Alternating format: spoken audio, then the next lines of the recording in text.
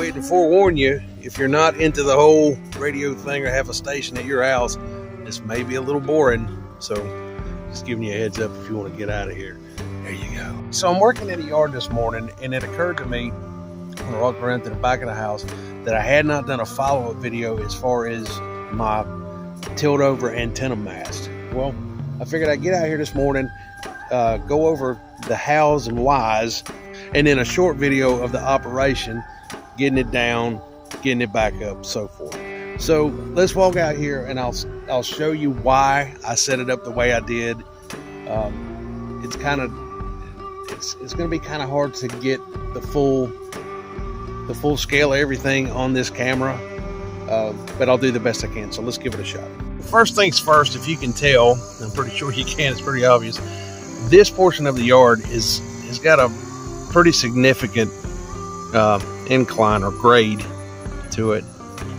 There is the antenna itself, and you can see that the yard, like I said, has got a pretty significant grade to it, and so that has a lot to do with how it's set up to lay down. Obviously on the back side of that pole, about 40 feet away, I have wood line. Then I have wood line to the left of it as well, about the same amount of distance. And then right directly behind me on the back side of the camera here, the house is another 40 feet away.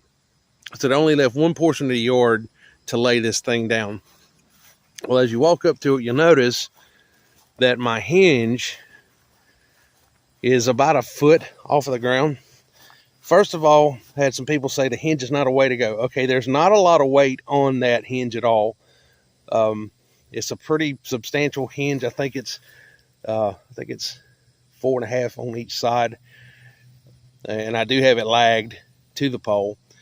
Like I said, there's not a whole lot of weight on it. That antenna itself probably weighs about 10 pounds, I guess, and then the majority of the weight is just the actual pole, the actual pipe. So there's really not a whole lot of weight on this thing. That hinge works great. It doesn't have a whole lot of sway. It doesn't, it's locked into place 90% of the time, except for when I have to take it down and lay it out or try to retune it or anything like that.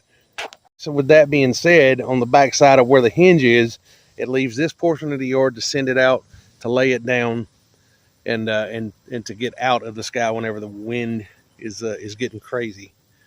And we got is just a simple, cheap boat winch. You don't have to have the biggest winch out there. I think this was one of the smaller ones, if not the smallest, and it ran me about $25. I got it from what is the name of it? Tractor Supply in town.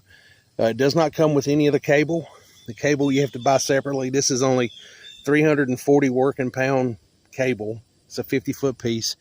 I did not need to put all 50 feet on it, but I had no use for it outside of building this thing, so I just ran it all on that winch. It is incredibly tough to try to keep it straight. As you get to the top of this post, you'll see that I did add to it. The post itself was only like 11 feet out of the ground, and so I bought some additional wood and actually extended this thing to reach up to 20 feet. There's a pulley up there at the top of this thing. I do have it pillar blocked. I don't know if you can see it or not. I have it, yeah, there's a gap there. That's a pillar block there where the pulley is actually sitting on. The pulley is actually attached to the side. It goes through, ties to that eye hook, and allows it to come down fairly easy. Come up here, put this on the reverse side where it starts to come out. Now, the only thing you have to do on this one is come over to this side, give the pole just a hair bit of a turn, walk it out about 6 inches. She does the rest, and then it's just walking it down.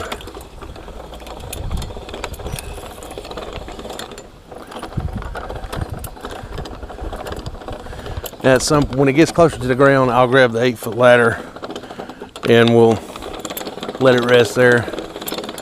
Gives me a chance just to check the radio, make sure everything's in good shape. There she goes.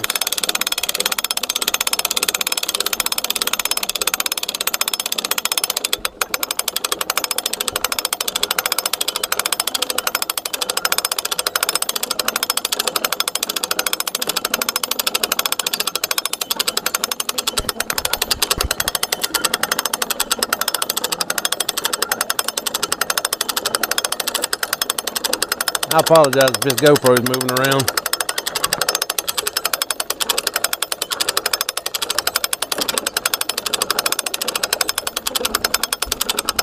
And you can see that top element is got a lot of bow in it, but it's not hurting the thing. I've let this thing down several times and it's always come back up where it needs to. All right, now that's about far enough. I'm going to lock it to where it sits still. Right there. I'm going to go up here and get this ladder.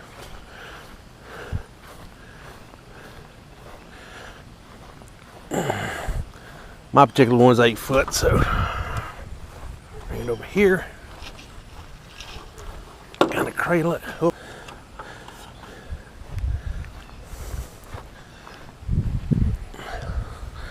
Now you see it's just resting on top of that 8 foot ladder.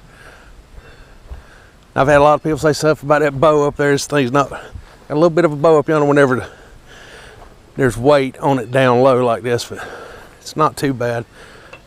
And now if you want to, you can just take all the pressure off that cable.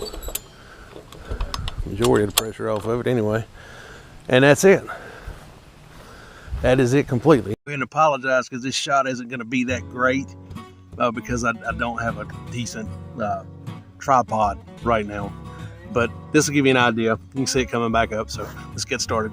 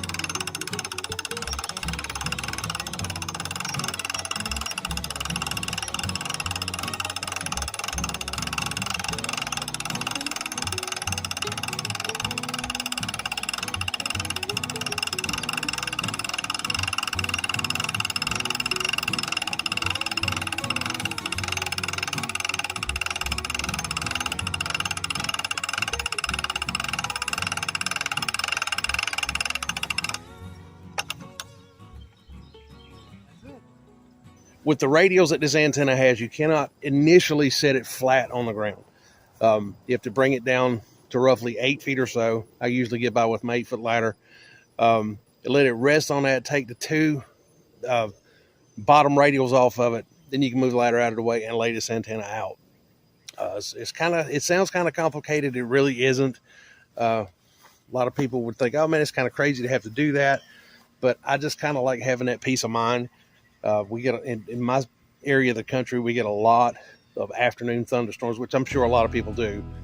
But the weather in this area gets absolutely nuts. Hailstorms, bad winds, bad thunderstorms, obviously.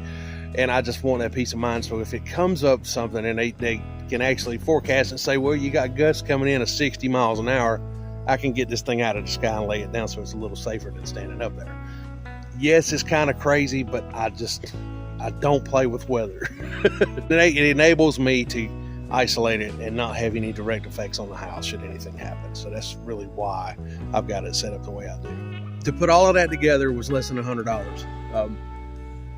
Yes, I noted there's a couple things I need to iron out as far as the top goes, and I plan on actually taking down the actual post and redoing the whole thing, the custom cut post from a sawmill toward the end of the year. But simple, effective, and cheap. That's the biggest thing, you know. But I'd love to have about 40 feet of tower, but I'm just not able to put 40 feet of tower up where I'm at right now. And maybe later, who knows? But right now, it's just not cost effective, and I don't have any way to guy wire a tower out here. We've got grandkids that come over and play, and the last thing I want happen is one of them to get hurt, running, trip on a guy wire, get clotheslined by a guy wire. I would feel horrible. This is going to have to work for now, and it does work for now. It works great. If you see anything that you want any more information on, please let me know. I'll do the best I can to get you some more detailed video about it. But I just wanted to get you an idea, show you guys how this thing operated. No, it's not the best thing out of it, but it works for me. And so maybe if you're confined on space, it could work for you also. Till then, you guys take good care, and we'll catch you on the next video. Later.